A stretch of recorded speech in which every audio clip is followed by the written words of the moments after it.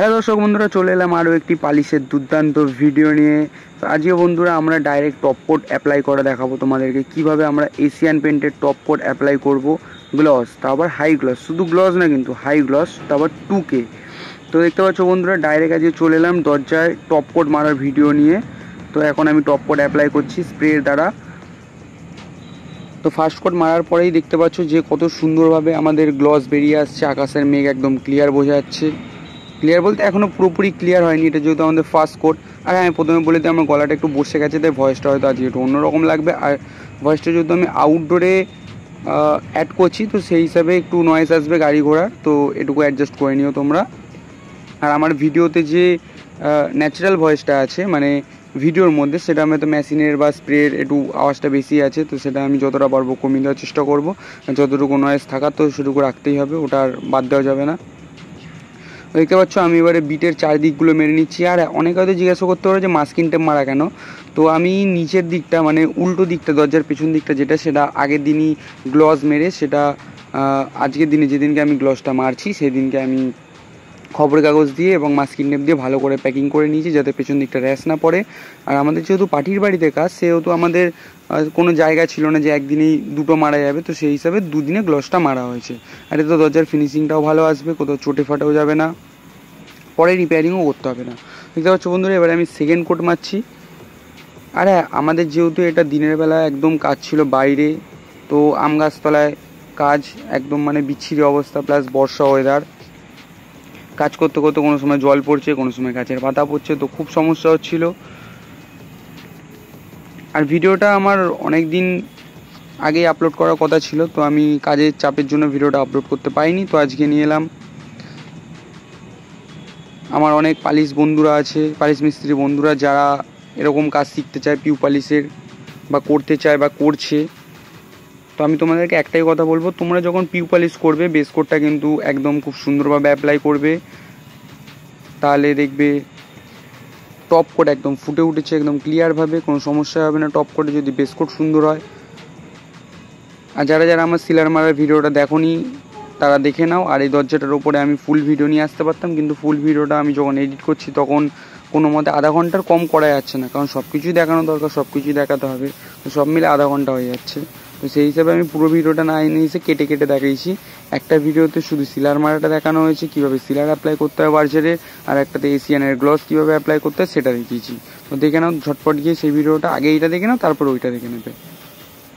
ঠিক আছে বন্ধুরা, এটা থার্ড কোট অ্যাপ্লাই করছি। অ্যাপ্লাই করার পরে একবার দরজার রিফ্লেকশানটা দেখো, কীভাবে গ্লসটা ফুটে উঠছে, আকাশের মেঘ, গাছের পাতা পুরো ক্লিয়ার।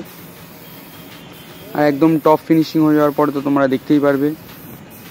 তো বন্ধুরা, আজকে যেহেতু আমার গলাটা বসে গেছে, গলাটা ভেঙে গেছে, আমার ভয়েসটা ক্লিয়ার আসবে না, আর আমি বেশি কথা বলতেও পারছি না, তো তোমরা ভয়েস ছাড়াই আজকে মিউজিকের সাথে ভিডিওটা এনজয় করো এবং দেখতে থাকো।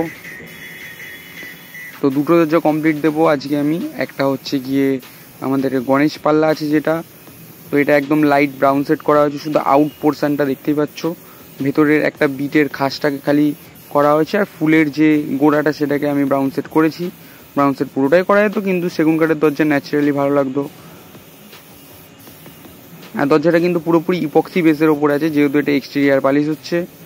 তো এক্সটেরিয়ার এটা 2:1 2K হাই গ্লস হচ্ছে, যেটা দুর্দান্ত ফিনিশিং। 15 বছর গ্লসের গ্যারান্টি থাকবে, কোনো ক্ষতি হবে না 15 বছর অবধি। আর পুরো পালিশটাই হচ্ছে ওয়াটারপ্রুফ এবং ডাস্টপ্রুফ। তো ধুলোবালি যখন পড়বে তখন তোমরা ভিজে ন্যাকড়া দিয়ে মুছে দিতে পারবে আরামসে, কোনো সমস্যা হবে না দরজায়। এবং ফুলি ওয়াটারপ্রুফ, যদি পুকুরের মধ্যে চুবিয়েও রাখো দরজা কোনো সমস্যা হবে না। আর ব্যালকনি সাইড দরজা রোদ জল বৃষ্টি তো একদম র্যান্ডাম খাবে এটা, তো সেই হিসাবে ভালোভাবে আমাদের ইপক্সি বেসই করতে হয়েছে। আর ইপক্সি বেস ছাড়া কিন্তু থাকবে না, হয়তো 1-2 বছর থেকে যাবে, স্টে করে যাবে, তারপরে হয়তো ক্র্যাক ধরা শুরু হয়ে যাবে, মাকড়সার জাল হয়ে যাবে। তো বন্ধুরা এনজয় করতে থাকো। দেখতে পাচ্ছ আমার থার্ড কোট অ্যাপ্লাই করার পরে কত সুন্দর ফিনিশিং চলে এসছে। আই থিঙ্ক থার্ড কোট ইয়া ফোর্থ কোট, আমি ফোর্থ কোট অ্যাপ্লাই করেছিলাম দরজার সামনেটায়।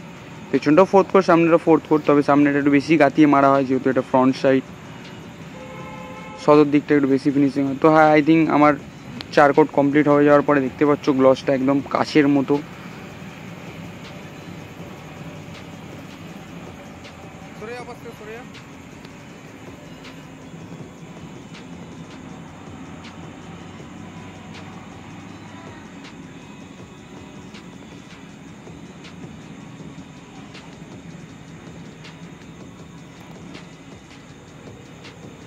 আকাশের মেঘ পুরো ক্লিয়ার একদম, ঘুরি উঠছে দেখা যাচ্ছে।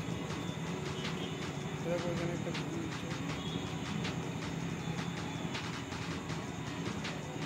ক্লিয়ার আকাশ।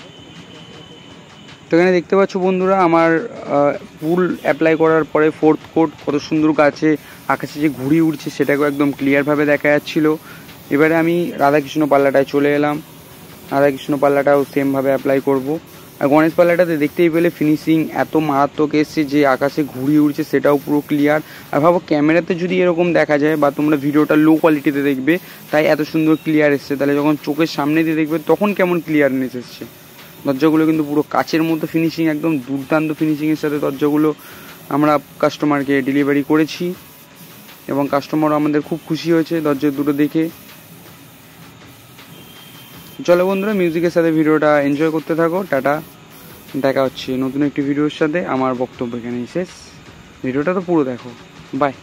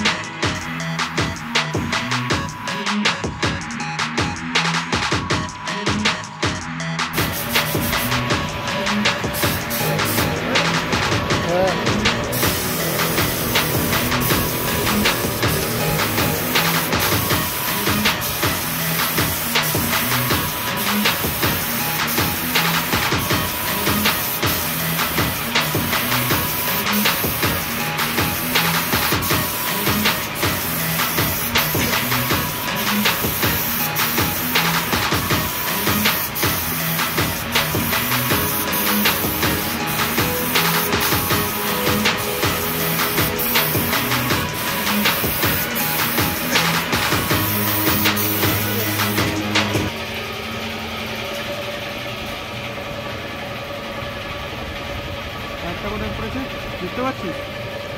দেখাতে যাচ্ছে না।